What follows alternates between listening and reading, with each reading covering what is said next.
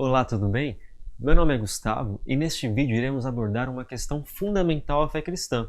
Será que a Bíblia atual foi adulterada pelo catolicismo romano ou a sua redação original permanece preservada até os dias atuais?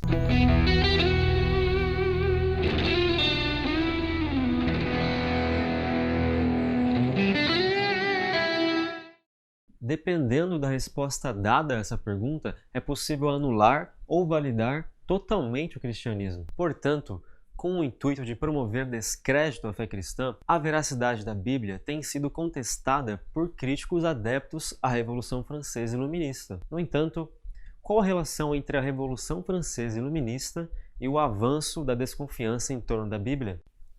Para responder tal questão, temos que retornar ao período que marca o início deste movimento, cujo foi em meados do dia 4 de agosto de 1789, onde os representantes da Assembleia Nacional aboliram os privilégios feudais, ou seja, destituíram o regime monárquico e o poder do catolicismo romano, desta forma instaurando um Estado parlamentarista. Contudo, apesar de libertador, o novo regime estabelecido possuía influência absoluta de céticos radicais, os quais disseminavam a ideia de que a Bíblia seria apenas um instrumento do catolicismo para difundir suas crenças irracionais e controlar a sociedade, ou seja, segundo os iluministas franceses, não havia confiabilidade nenhuma nos relatos bíblicos, pois seu conteúdo não era historicamente comprovado.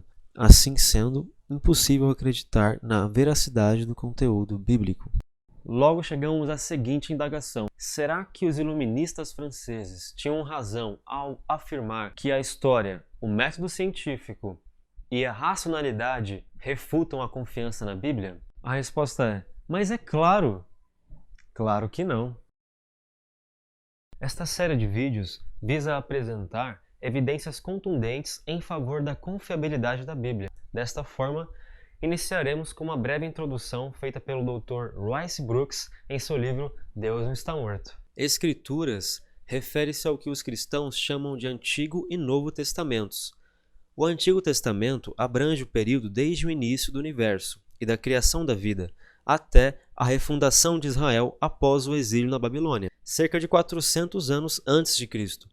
De maneira proeminente, ela é o registro das relações de Deus com o povo de Israel. O Novo Testamento começa com a vida de Jesus em 4 anos antes de Cristo, descreve a igreja cristã primitiva e termina com uma visão do fim do mundo no livro do Apocalipse. Portanto, a Bíblia é um conjunto de 66 livros escrito no percurso de 1.600 anos, por 40 autores distintos. Todavia, seus escritos se relacionam e testemunham apenas sobre um único Deus e um único Evangelho. A confiabilidade histórica do Antigo Testamento. A abundância de manuscritos encontrados. Desde 1947, nas cavernas de Qumran, que ficam localizadas próximas ao Mar Morto, na região da Cisjordânia, foram encontrados mais de 600 manuscritos que contêm o texto do Antigo Testamento, ainda preservados em ótimo estado de conservação. Fora essa descoberta, houve outra ainda mais interessante, que se trata de uma escavação paleográfica feita em Genizá, no Egito, que nos trouxe o conhecimento a respeito da existência de 10.000 manuscritos que contêm o texto do Antigo Testamento ainda preservados em ótimo estado de conservação.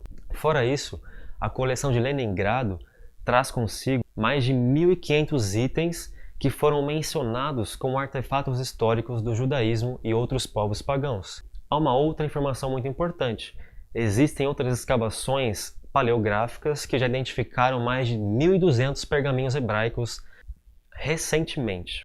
Portanto, chegamos à conclusão de que a Bíblia é o livro mais atestado pela história, com base na quantidade de manuscritos disponíveis acerca da sua redação original. Logo, a título de comparação, iremos utilizar algumas obras clássicas da antiguidade. São elas a História de Tucídides, assim também a Poética de Aristóteles e as Guerras Gaulesas de Júlio César.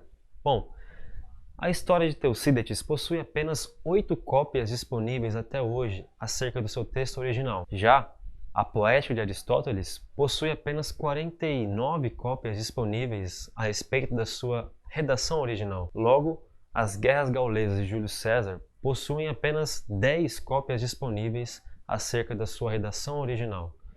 Portanto, se os historiadores modernos, céticos e críticos contumazes da Bíblia e da sua historicidade consideram que essas 67 cópias no total equivalem a 100% de confiança, se nós compararmos isso matematicamente, podemos dizer que as 11.200 aproximadamente cópias preservadas da Bíblia até hoje equivalem a X% de confiança, com base na confiança desses escritos filosóficos. Portanto, se nós fizermos um cálculo chamado regra de 3 na matemática, obtemos um índice de 16.700% a mais de confiabilidade a respeito da Bíblia em comparação a esses escritos da antiguidade filosófica. Os Massoretas e o Novo Hebraico. Os Massoretas foram escribas judeus entre os séculos 5 e 9, que padronizaram o texto hebraico das escrituras mais antigas para facilitar a leitura entre os judeus contemporâneos. O chamado texto massorético. Isso se deve ao fato de que a nação de Israel peregrinava constantemente devido ao cativeiro egípcio, babilônico, medo-persa e romano que subjugaram a independência da nação israelita, portanto, sujeitando os judeus aos costumes, tradições, religiões e culturas pertinentes a cada império dominante. Sendo assim, a língua nativa de Israel foi gradualmente esquecida e substituída pelos idiomas dos seus algozes. Foi elaborada uma árdua tarefa a ser realizada pelos escribas judeus. Desta forma, para que houvesse a preservação da história, da identidade, da cultura e adoração a Yahvé em meio aos reinos que dominavam Israel e lhes traziam consigo novas culturas. Por isso, foram convocados os escribas massoretas, que possuíam a tarefa de traduzir o antigo hebraico rudimentar para o novo hebraico de fácil compreensão, de tal forma que os hebreus, advindos do pós-exílio babilônico, pudessem compreender a sua língua nativa, sem adotar novas línguas e, desta maneira, esquecer da cultura, da história e identidade dos judeus. A reverência que os judeus tinham a respeito das Escrituras era muito grande. Isso fez com que eles transmitissem o Antigo Testamento com muito cuidado. A Talmud, que é um livro que possui diversos relatos históricos a respeito das tradições de Israel, revela rígidas regras às quais os escribas massoretas tinham que se sujeitar durante a cópia dos manuscritos originais para novos textos atualizados. Dentre essas regras estava presente a contagem das letras, linhas e todas as palavras presentes no texto copiado em comparação com o original, para se certificar de que a cópia era perfeita. Qualquer cópia que apresentasse um erro somente já era descartada por completo. Para exemplificar essa metodologia, eu trouxe aqui dois textos. À minha direita, o texto original e à minha esquerda, um texto copiado do original.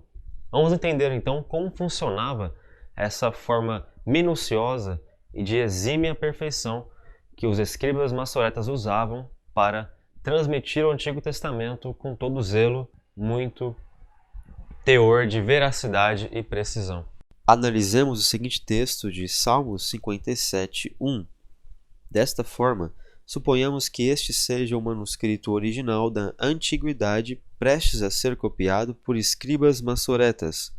Logo após a conclusão da cópia realizada por um dos escribas, o texto copiado era entregue a outro escriba para que houvesse a contagem de todas as letras, elementos textuais, dentre os quais estavam palavras, artigos, preposições e pronomes, assim como a contagem de todas as linhas em comparação ao texto original. Realizando-se a contagem de ambos os textos, obtemos o número de 124 letras, 30 elementos textuais e 2 linhas presentes no texto original. Contudo, após a contagem da cópia produzida, identificou-se o número de 112 letras, 26 elementos textuais e 2 linhas presentes no texto copiado do original. Ou seja, isto significa que a incompatibilidade entre os dados do texto original diante da sua cópia imediatamente feita por um dos escribas torna o texto recém-copiado imperfeito, pois omite letras e elementos textuais. Bom, após essa análise ter sido realizada, nós identificamos alguns erros no texto copiado. Logo, isso significa que, a partir desses erros, esse texto é inválido e desaprovado para ser utilizado. Portanto, os maçoretas simplesmente jogavam ele no lixo. Logo, como a última cópia era incompatível devido aos erros em relação ao original, suponhamos também que os escribas reiniciaram o processo de cópia para que pudessem transmitir o conteúdo dos manuscritos antigos. Desta vez, feita a comparação entre ambos os textos, tanto o original quanto a sua cópia imediata apresentavam total compatibilidade entre o número total de letras, elementos textuais e linhas. Logo, diferentemente da análise anterior, onde identificamos diversos erros no texto copiado em comparação com o original, desta vez o texto copiado é perfeito, ou seja, não possui nenhum erro em comparação ao original. Logo, este texto copiado era usado para substituir o original, já que o material usado antigamente para escrever era perecível, ou seja, ao longo do tempo ele se deteriorava, ele se perdia na sua qualidade.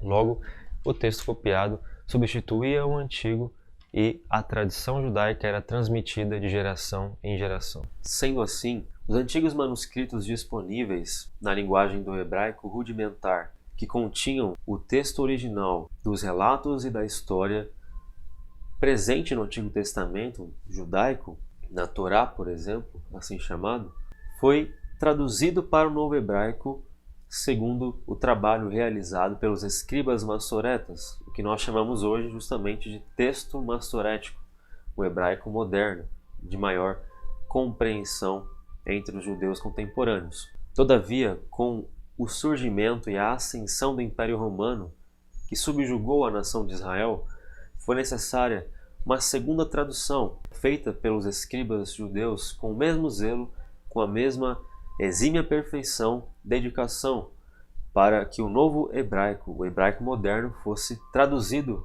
ao grego com total fidelidade à interpretação original da antiga Torá. Logo, essa versão traduzida nós conhecemos hoje com o nome de Septuaginta ou LXX, justamente uma palavra latina que se refere aos 72 tradutores que trabalharam nesse processo de tradução do texto massorético para o grego. Vale ressaltar que esse trabalho foi feito entre os séculos 3 e 1 a.C., portanto, muito antes do surgimento, do início do catolicismo romano como instituição, como autoridade civil. Não há nenhum tipo de apoio ou suporte a ideias conspiracionistas que tendem a minguar frente à história, que revela, na verdade, que a preservação e a conservação das escrituras foi feita por um povo que era apaixonado pela sua cultura, pela sua identidade e pela sua história. A precisão das cópias do Antigo Testamento.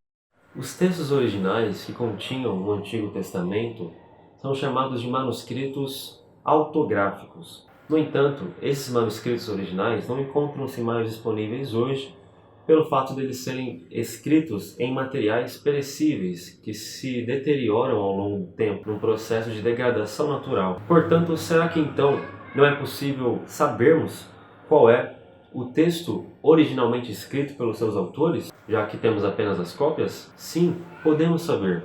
Lembre-se que os textos antigos eram escritos à mão e passados adiante. Nós estudamos essas cópias do texto original através da ciência da crítica textual.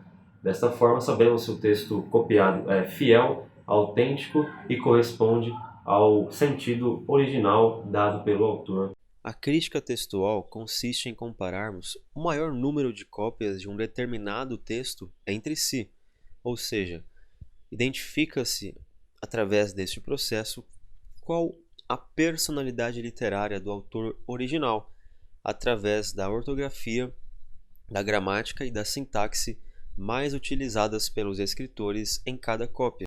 Caso as cópias apresentarem significativa igualdade de estrutura textual, conclui-se então que há muita probabilidade de serem documentos fiéis a outro manuscrito original que foi perdido.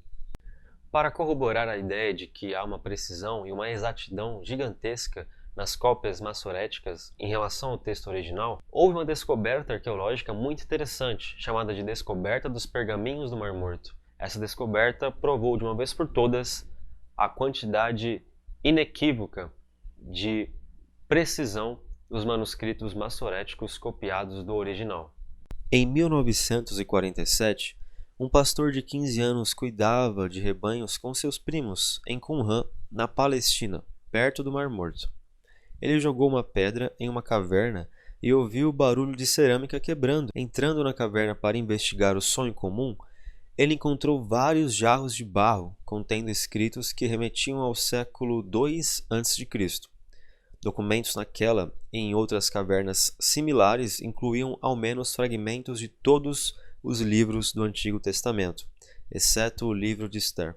As cópias eram 1000 anos mais antigas do que qualquer manuscrito hebraico da Bíblia descoberto até aquele momento. Os pergaminhos deram aos estudiosos a notável capacidade de comparar, por intermédio da crítica textual, o quanto os escritos tinham mudado ao longo dos anos. Alguns eram essencialmente os mesmos. Em particular, todo o livro de Isaías não havia sofrido nenhuma sombra de variação, mesmo após séculos de sua composição.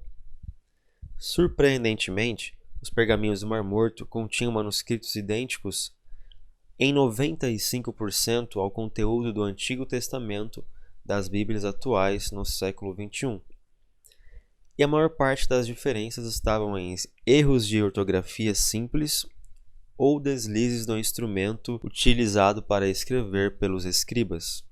Agora, utilizando-se as lentes da arqueologia e realizando-se um estudo analítico, é possível confirmarmos categoricamente a respeito da historicidade comprovada dos relatos contidos no Antigo Testamento.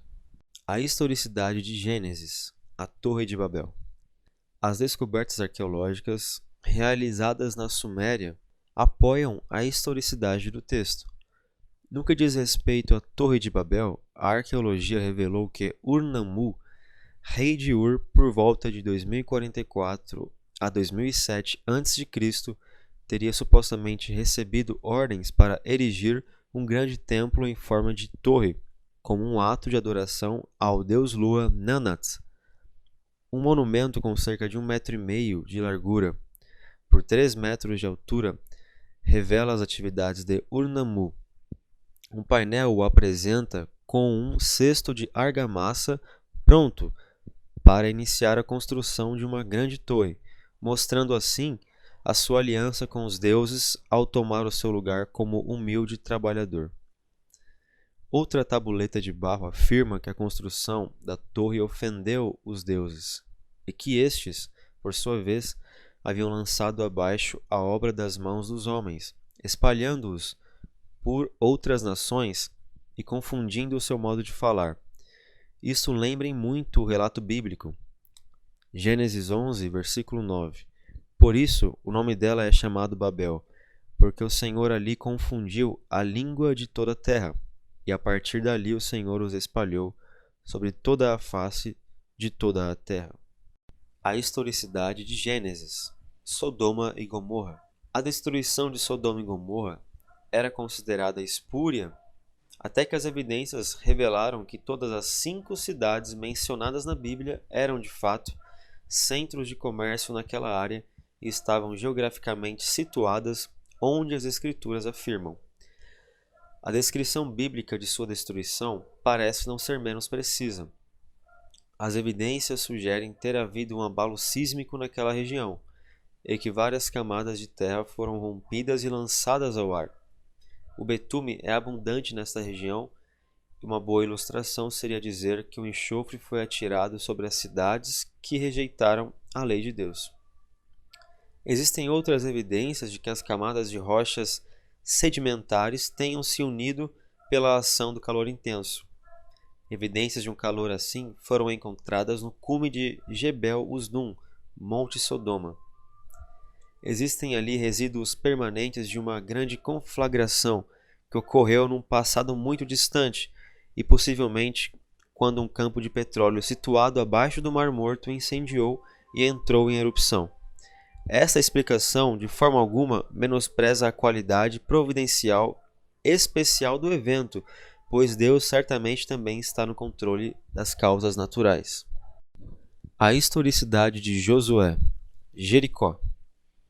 Segundo descreve Josué, capítulo 6, as evidências indicam não somente a existência de uma cidade que se enquadra na cronologia bíblica, mas também que os seus detritos coincidem com um relato bíblico da destruição desta fortaleza murada. Em um artigo publicado na Biblical Archaeology Review, edição março-abril de 1990, Bryant G. Wood, professor visitante do Departamento de Estudos do Oriente Médio na Universidade de Toronto, apresentou evidências a favor da precisão do relato bíblico. Sua investigação detalhada o levou às seguintes conclusões. Primeiro, a cidade que uma vez existiu neste lugar era poderosamente fortificada, o que está de acordo com o relato bíblico de Josué. Segundo, as ruínas mostram evidências de que a cidade foi atacada depois da época da colheita na primavera. Terceiro, conforme informado em Josué 6:1, os habitantes da cidade não tiveram oportunidade de fugir com seus alimentos do exército invasor. Quarto, o cerco durou pouco tempo, pois os moradores não tiveram tempo de consumir os alimentos estocados dentro da cidade, conforme indica Josué 6:15. Quinto, as muralhas foram derrubadas de tal forma que permitiram o acesso direto dos invasores à cidade, conforme registra Josué 6:20. Sexto, a cidade não foi saqueada pelos invasores, de acordo com as instruções passadas por Deus em Josué 6:17 e 18. Sétimo, a cidade foi queimada depois da queda das muralhas, exatamente como relata Josué 6:24. A historicidade de 1 Reis. A escavação de Gezer, em 1969, foi feita através de uma densa camada de cinzas que cobria a maior parte do sítio, de onde foram peneiradas peças de artefatos hebraicos, egípcios e filisteus, no Egito. Aparentemente, todas as três culturas haviam estado naquele local ao mesmo tempo, o que confundiu muito os pesquisadores até que eles perceberam que a Bíblia dizia exatamente o que eles haviam encontrado. Porque Faraó, rei do Egito, subiu e tomou a Gezer, e a queimou, e matou os cananeus, ou seja, representando aqui os filisteus, que moravam na cidade, e a deu em dote a sua filha, mulher de Salomão, representante dos judeus. Então, concluímos que o rei do Egito, os filisteus e os judeus habitavam na mesma região de Gezer, onde foram encontrados os artefatos pertencentes às suas culturas particulares. 1 Reis 9:16. A historicidade de 2 Reis. A invasão da Assíria. As 26.000 tabuletas dos assírios encontradas no palácio de Assurbanipal, filho de Esaradom, que levou o reino setentrional de Israel ao cativeiro em 722 a.C., revelam várias conquistas do Império Assírio e registram com honra os castigos cruéis e violentos que eram perpetrados aos conquistados. Vários desses registros confirmam a exatidão da Bíblia. Todas as referências feitas no Antigo Testamento aos reis assírios se mostraram corretas. Achou-se também uma pintura, após as escavações, em um palácio antigo da região, que mostrava a batalha mencionada em Isaías 20. Além disso, o obelisco negro de Salmaneser vem aumentar nosso conhecimento de figuras bíblicas ao apresentar Jeú, ou seu emissário, encurvando-se diante do rei da Assíria. Dentre os achados mais interessantes está o relato do cerco a Jerusalém, feito por Senaqueribe. Segundo Reis, capítulo 19. Assim Senaqueribe, rei da Assíria, retornou e partiu em Nínive. Neste achado, milhares de homens foram mortos e os demais foram dispersos quando Senaqueribe tentou tomar a cidade e, como predisse Isaías, não conseguiu cumprir o seu intento. Como não podia se vangloriar de uma grande vitória, Senaqueribe encontrou uma forma de se dar muito bem sem admitir a derrota. Diz Senaqueribe no seu prisma: com relação a Ezequias, o rei judeu, ele não cedeu às minhas pressões, por isso sitiei 46 das suas cidades mais importantes, fortalezas muradas e um número incontável de pequenas vilas na região. Delas retirei 200.150 pessoas, jovens e velhos, homens e mulheres, cavalos, mulas, asnos, camelos, gado pequeno e grande, além do que se possa contar. E a tudo isso considerei como espólio de guerra.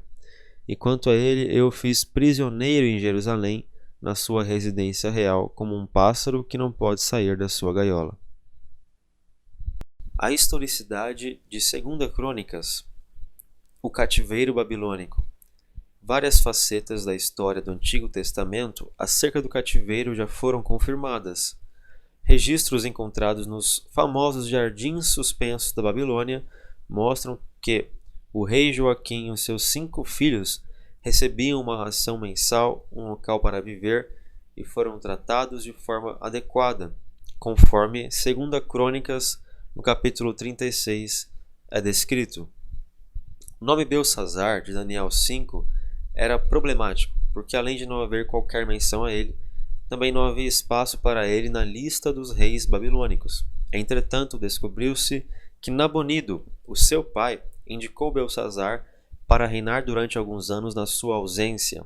Portanto, Nabonido continuava a ser o rei, mas era Belsazar, seu filho, quem na prática comandava a capital. Além disso, o édito de Ciro, conforme está registrado por Esdras, parecia corresponder à figura das profecias de Isaías de forma muito completa para ser verdadeiro. Até que um cilindro que confirmava o decreto em todos os seus detalhes importantes foi descoberto. A historicidade dos livros de Esdras e Neemias. O período do pós-cativeiro. A história deste período é bem atestada, já que ela se intercala com o ápice do Império Medo-Persa. Os reis e as outras figuras deste período são bem conhecidos dos historiadores da antiguidade, tais como Ciro, Dário, Artaxerxes, Sambalat, em Esdras 1:2, 6:1, 7:1, Neemias 4:1. Muitas descobertas arqueológicas apoiam os relatos bíblicos, inclusive os papiros elefantinos, que mencionam Joanão, o sumo sacerdote, e Sambalat, governador da Suméria. Além disso, o palácio de Susã, cenário do livro de Ester e do rei Xerxes, em Ester capítulo 1, versículo 1 e 2, foi descoberto em escavações recentes. A arqueologia comprova os relatos bíblicos. Acerca da historicidade do Antigo Testamento em geral, o arqueólogo mundialmente famoso William F. Albright escreveu: não pode haver qualquer sombra de dúvida acerca de a arqueologia ter confirmado a historicidade substancial da tradição do Antigo Testamento. Ele ainda acrescentou: à medida em que os estudos críticos forem cada vez mais sendo influenciados pela riqueza dos materiais recém-descobertos no Oriente Médio, veremos um aumento no respeito pelo significado histórico de passagens e detalhes que hoje são desprezados ou negligenciados do Antigo e do Novo Testamento. Comentários de estudiosos modernos. Segundo disse Donald Wiseman, um erudito bíblico, a geografia das terras bíblicas e os restos visíveis da antiguidade foram gradualmente registrados, e até hoje mais de 25.000 sítios dentro desta região bíblica e que remontam aos tempos do Antigo Testamento, no sentido mais amplo, já foram localizados pela arqueologia. Além disso, até mesmo fontes normalmente liberais agora admitem a confiabilidade histórica geral do Antigo Testamento. Citando o seu livro Is the Bible True?, Jeffrey L. Scheller faz a seguinte observação para o jornal US News e World Report. De maneiras extraordinárias, a arqueologia tem afirmado o núcleo histórico do Antigo Testamento, confirmando relatos centrais acerca dos patriarcas de Israel do Êxodo, da monarquia davídica e, como no Novo Testamento também, a respeito da vida e da época de Jesus. Gostou do conteúdo do canal? Então convido você a participar dessa comunidade de estudantes cristãos clicando no botão inscrever-se aqui embaixo. Também peço que você ative as notificações clicando no sininho, pois dessa maneira você receberá todas as novas atualizações a respeito dos próximos vídeos e assuntos que trataremos aqui. Lembrando que tratamos a respeito do Antigo Testamento. No entanto, será que o Novo Testamento também é digno de confiança histórica? Isso responderemos no próximo vídeo. Logo, eu peço que você compartilhe este vídeo para alguém que não acredita na Bíblia, que desconfia da Bíblia por quaisquer motivos. Tenho certeza que isso colaborará na edificação dessas pessoas para que obtenham o conhecimento da verdade e o Evangelho será pregado para muitas almas que ainda não o receberam de bom grado. Bom, também convido você a conhecer o canal do meu tio e pastor Vinícius Lima. Ele ministra diversos sermões na sua igreja Luz da Verdade em Santo André, São Paulo. Você pode conhecer o canal dele clicando também no link que eu deixarei na descrição ou na arte do canal dele que ficará disponível logo ao término deste vídeo. Muito obrigado por assistir até aqui. Deus te abençoe e lembre-se, se você perguntar, a Bíblia estará disposta a lhe explicar.